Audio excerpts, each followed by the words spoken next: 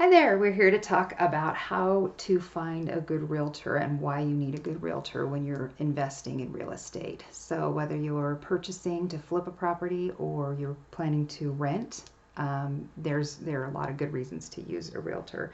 So first of all, when you're on the buying end, it's free. So it doesn't cost you anything. The seller actually pays for those costs, the seller of the property.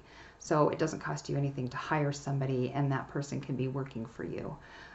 They also have all of the paperwork that you need in your state, so you're not coming up with your own paperwork and accidentally missing something on the contract. They'll have everything. They'll know what to ask for. They'll know what kinds of questions to ask. They'll be able to contact the seller. They might come up with some other items that you haven't thought about when working with somebody. They can find out how much the property is worth right now as is. So they can look up other properties that have sold in the area. They do what's called a CMA, find out a comparative market analysis, find out what your fixer might have been sold for a couple months ago, whether or not you're getting a good deal. And also, when you go to sell it in the long run, they'll be able to tell you about how much you should be able to get for it. And that's called your after repair value. So they can tell you, when it's finished, it'll be worth about $325,000. Even if you don't list it through them, usually they'll be able to do that for you upon purchasing. So whether or not you want to list is kind of another story that we'll get into in just a minute. If you are planning on renting the property out, they can find out the cap rate. Hopefully they know how to do that. And that tells you whether you're going to be making a good return on investment. Typically you want about a 10% cap rate or higher. Lower than that, you might not be getting a great deal. 10% is a pretty good deal on cap rate if you're buying property that you want to rent out. So they can tell you what needs to be done to the property to bring it up to sale value. So how do you want it to look when it's sold? You don't want to put too much money into a property that will not be able to sell for much more.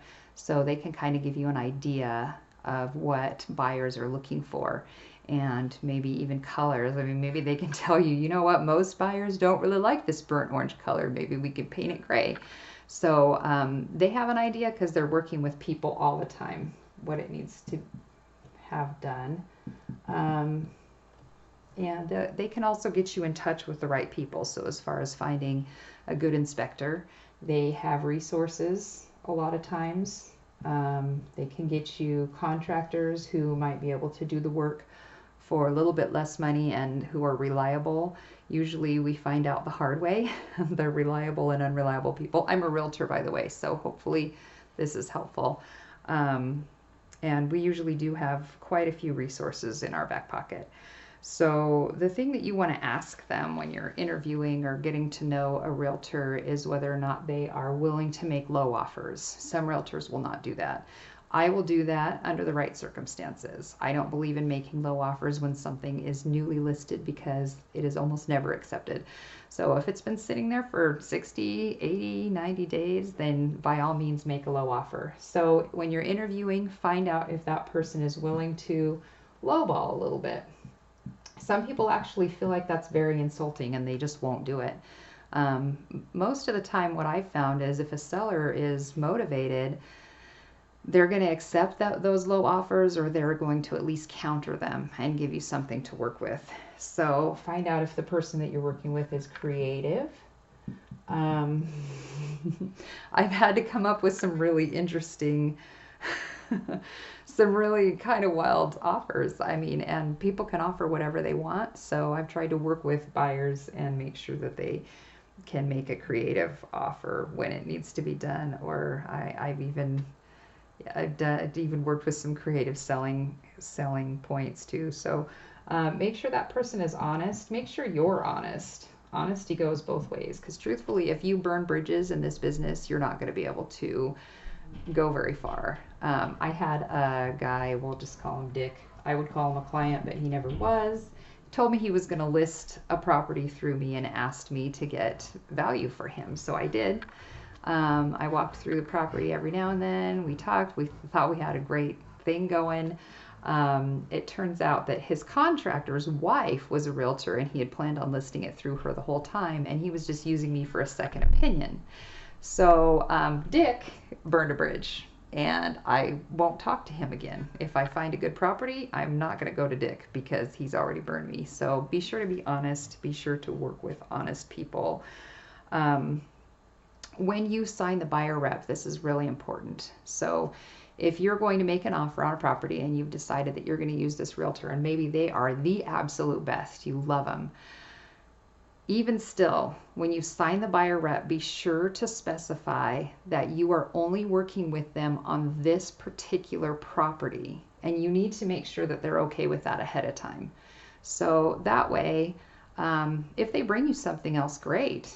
Or if you maybe specify in the other terms and conditions that you are working with them on property that they introduced to you. Then if they introduce more property to you, then sure, you'll work with them every time. But that way, if you're working with Jan and you're buying this apartment building through Jan, and Joe comes along and he says, hey, I've got this great flip property, you're not tied into only working with Jan.